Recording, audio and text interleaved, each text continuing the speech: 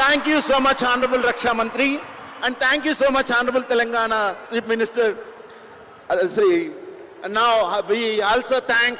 అయిపోయి కథం tata bye by అన్నట్టే అయిపోయింది పోన్రి.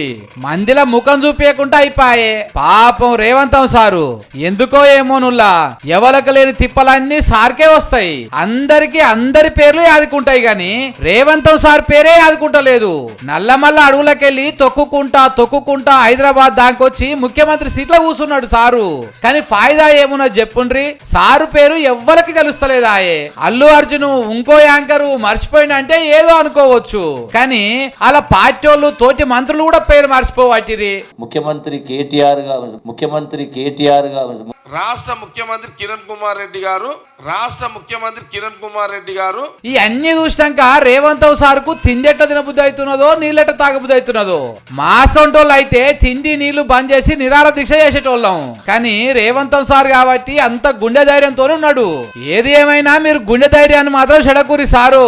అవసరమైతే అల్లు అర్జున్ జైలు వేసినట్టు వీళ్ళను కూడా జైలుకు తోలుదాం. దేశమంతటా ఊరూరుకు మైకులు పెట్టించి తెలంగాణ ముఖ్యమంత్రి పేరు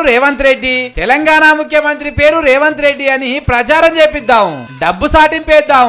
అయినా కూడా ఎవరన్నా మీ పేరు మర్చిపోతే పల్కా బల్పం పట్టించి తెలంగాణ ముఖ్యమంత్రి శ్రీ అనుముల రేవంత్ రెడ్డి గారు అని ఒక్కొక్కరితోని 1000 సార్లు రాపిద్దాం.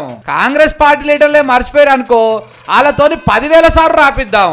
అందరూ మీ పేరు మర్చిపోయినా కూడా మీరు మంచోళ్ళు కాబట్టి బాధ అయితే లేదు కావచ్చు, కానీ మేము ఈ రాష్ట్ర బిడ్డలం సారు. మీరు మా రాష్ట్రానికి ముఖ్యమంత్రి కాబట్టి మాకు మాత్రం మస్తు బాధ అవుతున్నది సారు.